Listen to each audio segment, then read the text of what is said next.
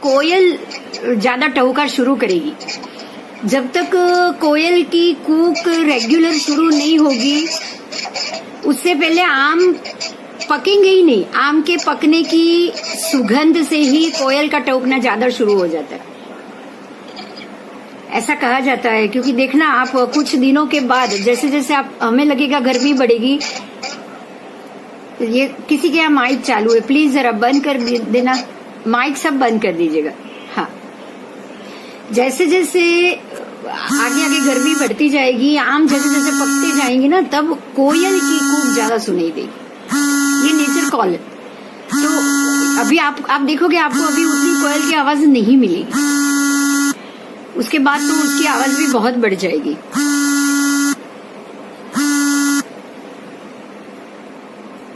तो आम अभी ये फागुन चौमासी के बाद आप शुरू करो और आद्रा नक्षत्र से पहले खत्म कर, बंद करो, ये जरूरी। चलो अभी शुरू करें आप। हाँ, कर रहे हैं, अभी मैं शुरू कर रही हूँ, धीरे धीरे लोग आ रहे हैं। धर्मास्तिकाय, आज जो टॉपिक शुरू होगा वो होगा धर्मास्तिकाय। तो धर्मास्तिकाय एक ऐसा द्रव्य है षड द्रव्य में से जो इस 14 राजलोक में बिल्कुल भरा हुआ है। और उसी के रिलेटेड देखो, दिख रहा है आपको, प्रेजेंटेशन दिख रहा है? दिख रहा है। हाँ, बस बस बस, ठीक है ठीक है ठीक। अभी भी कोई आया, 1 मिनट। जैसे ही लगे कि कोई आ रहा है आप मेरे को बता दीजिएगा बीच में, हाँ, कोई भी एक, ताकि मैं 2 मिनट बंद करूं और फिर हम जिनको आना है वो आ जाए। चलो, धर्मास्तिकाय, अभी मैं उसका पूरा विवेचन करूंगी। हमें शब्द टू शब्द जाना है। धर्मास्तिकाय अरूपी है, अर्थात ये दिखाई नहीं देता, लेकिन ये 14 राजलोक में सर्वत्र व्याप्त होता है, जो कि गति और स्थिति का कारण। देखिए, गति करना वो धर्मास्तिका है और स्थिति का कारण है अधर्मास्तिका। अब ये दोनों के कारण तो जीव और पुद्गल खुद ही है। हमारे अंदर वो ताकत और वो शक्ति है कि जीव गति भी कर सकता है, स्थिति भी कर सकता है, लेकिन फिर भी कोई ना कोई निमित्त कारण तो अपेक्षित होता ही है। बिना निमित्त कारण जीव भी कोई कर्म नहीं करेगा।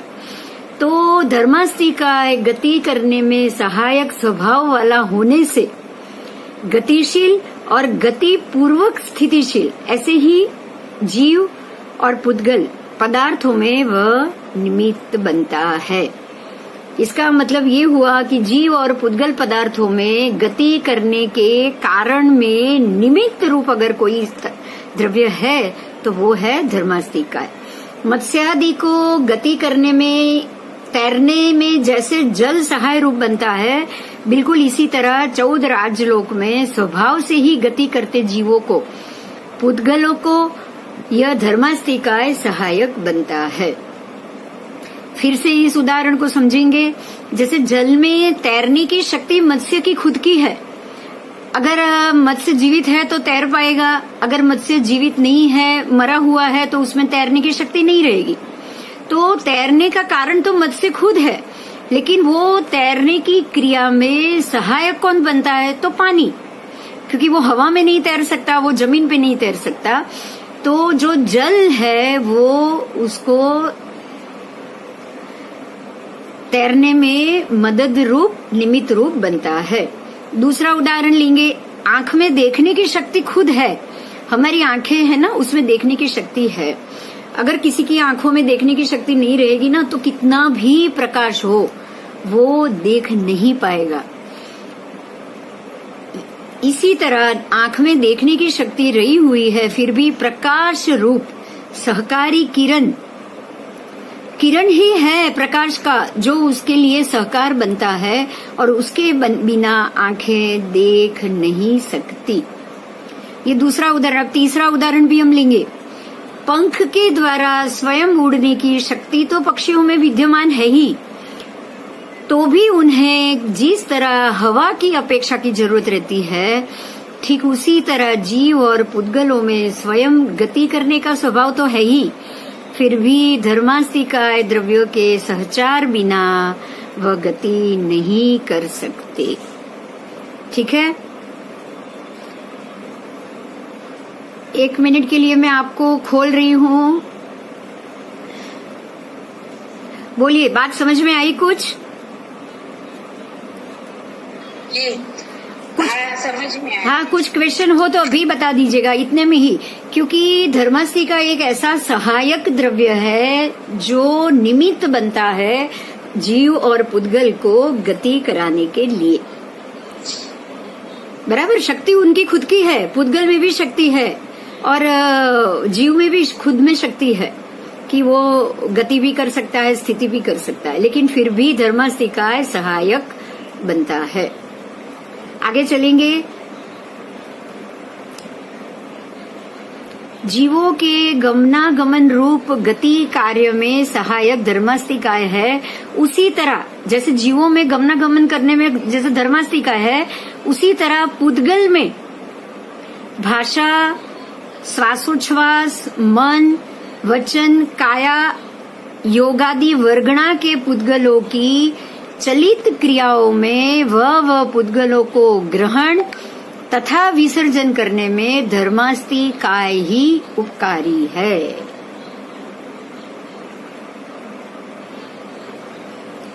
अभी भी कोई आया शायद? ठीक है, जीवों में गमन आगमन करने में जैसे सहायक धर्मास्थि काय है। धर्मास्थि काय का धर्म है कि वो जीवों को गमनागमन रूप में सहायक बने। बराबर इसी तरह पुद्गल में भी भाषा, उच्छ्वास, मन, वचन, काया के योग के वर्गणा के पुद्गलों को, मतलब अगर हमें भाषा के पुद्गलों को, भाषा वर्गणा के पुद्गल अगर लेने होंगे, श्वासोच्छ्वास वर्गणा के पुद्गल अगर हमें ये 14 राजलोक में से लेने होंगे, मन, वचन, काय के योग की वर्गणा के पुद्गलों को अगर हमें ये चलित क्रियाओं में उपयोग में लेना होगा, तो उसके लेने में तथा उसके छोड़ने में भी धर्मास्थि काय ही उपकारी है। अगर ये सहायक नहीं होता तो भाषादिक पुद्गलों की गति के अभाव में जीवों का बोलना, चलना, समझना इत्यादि कोई भी कार्य नहीं हो सकता। अतः संपूर्ण विश्व स्थगित और शून्य बन जाता। आइए इस बात को भी समझो, अभी जो टॉपिक है इस बात को भी समझो। हमें, आपको सभी, हमारी जो 6 पर्याप्ति याद होगी आपको। भाषा पर्याप्ति, फिर श्वासोच्छ्वास पर्याप्ति, मनोवर्गणा के पुद्गल, उसमें मन, वचन, काय तीनों के वर्गणा के पुद्गल, ये सारे 14 राजलोक में ठास ठास के भरे हुए हैं। पुद्गल को उसमें से वो ग्रहण करने और विसर्जन करने, देखो ये दोनों चीज आ गई। अगर आप श्वासोच्छ्वास ग्रहण करना चाहोगे और उसको आप छोड़ना भी चाहोगे तो दोनों में धर्मास्थि काय सहायक बनता है। समझ में आया? हमें खाली गति करनी है और वापस आना है, या स्थिति पानी है, या चलते रहना है, सिर्फ उसके लिए ही नहीं, लेकिन हमारे सारे भाषा, फिर मन, वचन, कायादि योगों के वर्गणा के भी पुद्गलों को लेने और छोड़ने में भी धर्मास्थि काय सहायक बनता है। आगे और चलेंगे। अगर ये नहीं हो तो हम ना बोल सकते, ना चल सकते हैं, ना कुछ समझ सकते हैं, क्योंकि मन को भी अगर कोई संज्ञा देनी है या मन में अगर कोई विचार भी आना है ना, तब भी धर्मास्थि काय की जरूरत पड़ती है। एक बात का खास ध्यान रखा जाए कि ये धर्मास्थि काय द्रव्य कोई प्रेरक नहीं है, मतलब ये आपको प्रेरणा नहीं करता, ये आपको मदद करता है। अर्थात अगतिमान ऐसे स्थिर रहे हुए जीवों तथा पुद्गलों को जबरदस्ती से गति कराने में सहायक नहीं बनता। अगर कोई व्यक्ति की मृत्यु हो गई, उसकी डेड बॉडी को धर्मास्थि काय कोई जबरदस्ती नहीं करता है कि चलो उठो और बोलो। अगर आप बोल सकते हो तो ही उसका प्रयोग करोगे, मतलब ये सिर्फ प्रयोगात्मक उपयोग में है। परंतु जब जीवों और पुद्गलों को स्वयं गति करने की इच्छा हो, तब यह द्रव्य मात्र सहायक बनता है। ठीक है, ये मात्र सहायक है। जो वह प्रेरक, धक्का मारने वाला अगर वो बन गया ना, तो जीव और पुद्गलों की हर हमेश गति शुरू ही रहती, लेकिन वास्तव में ऐसा नहीं होता। बोलो, अभी कोई क्वेश्चन है तो इसमें बोलो। धर्मास इकाई का क्या कार्य है वो हमने समझा। उसका कार्य मात्र हमें गति करने में सहायक है, हमें बोलना है, अगर हम बोलना चाहे तो उसके लिए सहायक, अगर हम विचार करना चाहे तो मनोवर्गणा के पुद्गलों को खींचकर लाने के लिए वो सहायक, अगर हम विचार को छोड़ना चाहे, अगर हम बिल्कुल ध्यान में चले जाना चाहे, बिल्कुल विचारों का त्याग करना चाहे तो उसको छोड़ने के लिए भी वो सहायक। बिंदुबेन बोले छे मुंबई में। अच्छा, मैं गुजराती में बोल रही हूँ। बिंदुबेन बोलते हैं बम्बई में सुनाई देता है एटलांटा, सिकंदराबाद, तो इसमें सभी धर्मास्थी का सहायक बना है इसमें, ऐसा कहने का मतलब ये था। हाँ, तो मेरे शायद जी मेरे बोलने में भी धर्मास्थी का सहायक, आपके सुनने में भी धर्मास्थी का सहायक। बराबर। तो ये धर्मास्थी इकाई का मात्र सहायक करने का कार्य है, वो जबरदस्ती आपसे कुछ नहीं कराएगा। अगर आप सेमी कॉन्शियस हो गए हो, कोमा में चले गए हो, तो वो कोमा में चला हुआ इंसान चाहे जीवित है, लेकिन उसको धर्मास्थी इकाई, तू उठ, तू सोच, तू बोल, तू कार्य कर, इसके लिए कोई जबरदस्ती नहीं करेगा। मेरे हिसाब से धर्मास्थी इकाई बहुत क्लियर है, समझ में आ गया ना सबको?